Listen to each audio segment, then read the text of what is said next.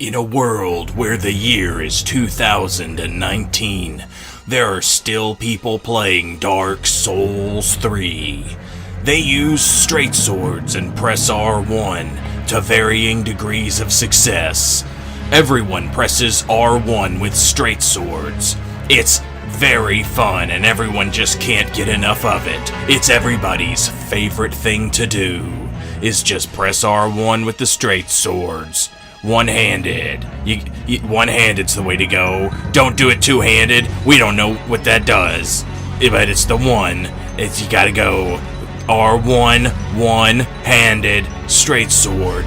In the year 2019, for 3 years, people have been pressing R1 with the straight sword, using spacing and R1s with one-handed straight swords to varying degrees of success, and people still haven't gotten enough of it. But wait, there's more. It's 2019 is the year. Then in a world where that happens, one man will rise up, and he will say to them, no more. Only interested in plunging attacks and super cool backstabs that never got patched. Join this fallen knight on his as he travels in a journeyous way to backstab differently. Roll backstabs, anti-roll backstabs, reverse roll, anti-roll, reversed back ass stabs. It's all coming. It's all happening. And there's nothing you can do about it, except lag. You can start downloading 1998 albums off of Kazaa, and maybe, just maybe, the power of your Wi-Fi will give out strong enough for him to get lost, but he'll backstab your Chaos Dagger. He doesn't care. You can't parry him because he's seen it all. He's been there and he's done that. For him, it's all about the critical attacks. He presses R2. He just does crazy shit. He gets put in blenders a lot, especially by straight swords. He's always fighting the straight swords.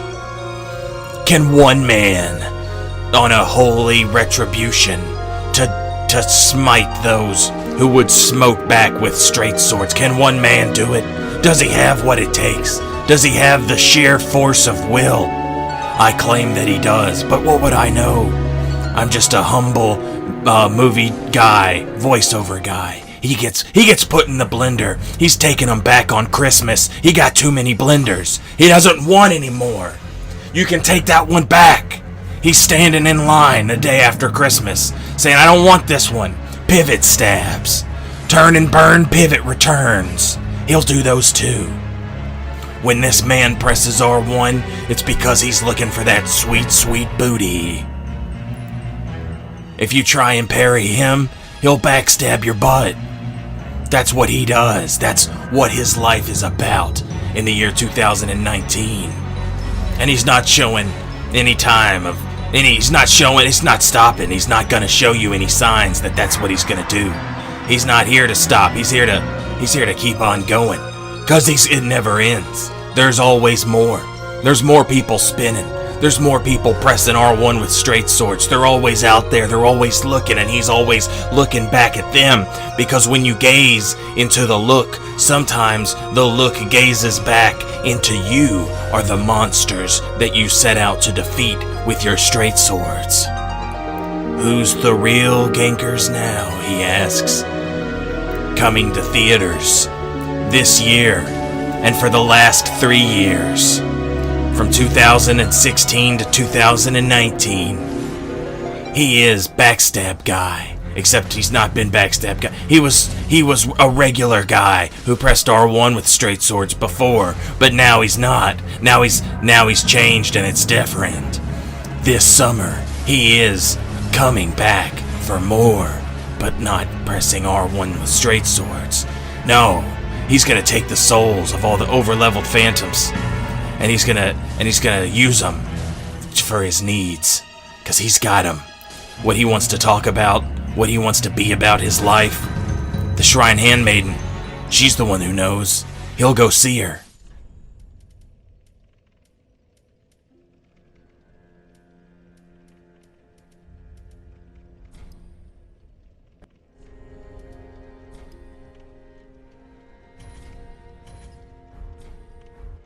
Thanks, good compere. Patches and the Shrine Handmaiden, they're the only friends he has, as well as R2 Buttons, because the hit stun's different, and he tries to get around. He tries to get around town for the cheeky backstab, using the power of hit stun, and then spacing and R1s, but different. This summer, he is still playing this game.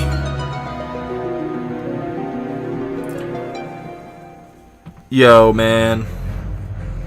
The year is 2019, my dudes. And I'm playing Dark Souls 3. I'm doing invasions. Can you believe it? Can you believe that that's what's happening? Is that what my life is? Yes, it is. For the foreseeable future. Fortunately, we got some good news from 4gamer.net when they interviewed Miyazaki, and he was like, yeah, we're working on 2 games, and, we're going to have multiplayer in our games. It's like, alright, yes, Sekiro is just like a one-off, and we're going to get more multiplayer games. I don't even give a fuck if they're mech games at this point. If they've got invasions, I'll play whatever. I don't give a shit. Just come out with the game. I'm one of these people that can't play other games. This is the only game I play that holds my attention. Help me! And it's not all bad. It's not all bad. Yeah, I've been playing it for a long-ass time. And yeah, the player base is shrinking pretty good, But it's still fun. I still have fun killing over-leveled phantoms and blue spirits, man. That's like the best thing in the world. That's the best thing. I love doing that. And for as long as those guys exist, I guess, I'll still be here invading people, because it's fun. Now, if you've watched a lot of my videos, you've seen in the past, in my videos, whenever I invade like a solo player, I'll typically just kind of drop them some embers. I'll fight them, but, I'll drop them some embers so that, they can continue their journey with their embers, just as a sort of like thank you for, hey man, I appreciate you giving PvP a shot. Thanks for giving it a chance, man. I appreciate that. I know your build's not done and you're getting invaded by this guy who's coming to stop your progression, but I'm still, I'm a decent person. I'll give you some embers. But here recently, I've also started giving embers to the hosts that summon phantoms and the hosts that summon the blue sentinels and the blades of the dark moon. I think it's important that I give those people embers, because those are the ones that are keeping the game going. They're the ones that I keep invading over and over again, because they were nice enough to have some phantoms for me to kill, and that's, So now I'm taking back the fallen knight armor, and I'm out here. I'm giving embers away to just whoever the fuck I run into, and I'm just working on backstabs and cool parry swaps and different whatevers, because that's where we're at. I don't personally give a shit about spacing in R1s with a straight sword anymore. I don't care. I'm like, the turn and burns, they still work. They're still good. But just the game is a lot more fun when you kind of just accept some losses for really flashy moves. For me, this is my opinion. When you get like a parry into a backstab into a parry, you feel untouchable. You can get high off that shit. It feels so good because you kind of are untouchable because you get iframes during those animations. You feel great. It's amazing. And it's worth the losses that you take to people who are just going to like press R1. It's worth the losses you take just for the wins you get. And it's like part of that has kind of messed with my content a little bit. When I started this YouTube channel, I would post clips of like, oh hey, I beat these 3 guys. I beat 3 players. Or like, hey, I beat 4 players in 1 invasion by myself.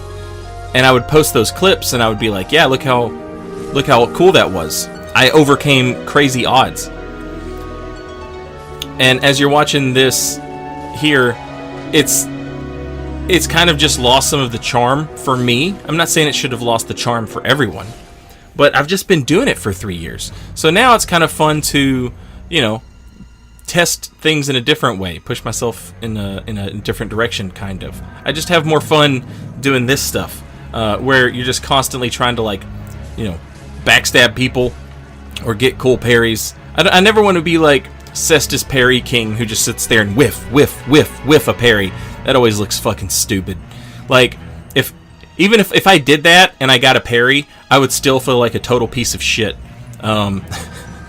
Now, I'm not saying, like, the turn and burn game is... I'm not saying it's... Oh, that's boring now. It's, you know, it's... For me, it's just not as much fun. But, I mean, it still works. It's still, like, the most reliable thing to do when you're fighting a bunch of, like, really aggressive opponents. And sometimes that's kind of, like, the only thing you can do. But I, personally, just, you know, kind of over the straight sword R1 game and the turn and burns.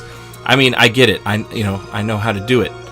But half these motherfuckers ain't earned a death from my straight sword. Not today. So if you're still out here doing invasions in Dark Souls 3 in the year 2019, just know that 1, you're not alone, and 2, you're here forever.